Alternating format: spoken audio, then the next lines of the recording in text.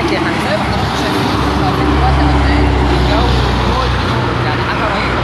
العربيات الشيانه رسمه ناس ماشيه وواحد جاي بيستظرف معانا. احنا جايين نتكلم النهارده على ازمه الناس اللي بتيجي كل يوم تعدي في العربيات، يعني حاجه غريبه. ايه رايك يا سمير؟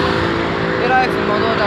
انا معاك في ان الموضوع صعب قوي. تانية احنا جايين نمشي اللي بيعدوا الشارع، اللي بيعدوا الدائري يا جماعه خطر خطر. نسبة الحوادث اللي بتحصل على الدائري كتيرة جدا، احنا لازم نشوف.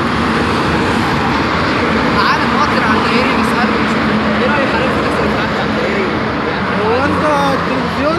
اه بتصور معاك دلوقتي. يعني انا دلوقتي في التلفزيون؟ اه والله هي أول مرة تطلع. يعني انا دلوقتي الناس شايفاني. اه انما كابتن في اي وقت اتكلم عليا يا كابتن. ايوه بقول لك ياما ايه يا ابني ياما يا ابني احمد يابا حبيبي يابا.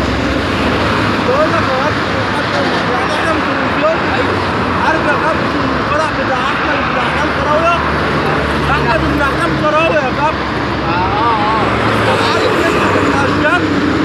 انا اللي حليت الليله والله، وقعدت امسك المايك واغني. معانا واحد متخلف شوية. لا يا كابتن انا بغني اساسا يا كابتن. انت هتضربنا ليه كده؟ انا اصلا عايز اغني. انت في التلفزيون؟ والله انت في التلفزيون. انت ممكن تغني وما خليكش. يعني انا ممكن اطلع في التلفزيون ورهاب سعيد هي اللي شفت انت حلقه بتخلص الفيديو والكلام. ما هي لو طلعت معاها هتشطفها. ما هي يا كابتن مش احنا في التلفزيون دلوقتي. لا احنا بره التلفزيون. يعني احنا مش هم مش شايفين ولا هتشوفون. اه يعني انا لو غنيت غني عايز اغني.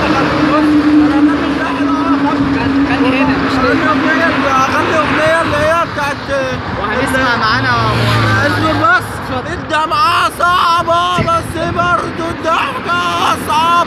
ليه؟ وأنا لما بضحك صدقوني بجد بتعب. شكرا معانا. ثواني انت خليك يا احمد. ويا ريت ثواني.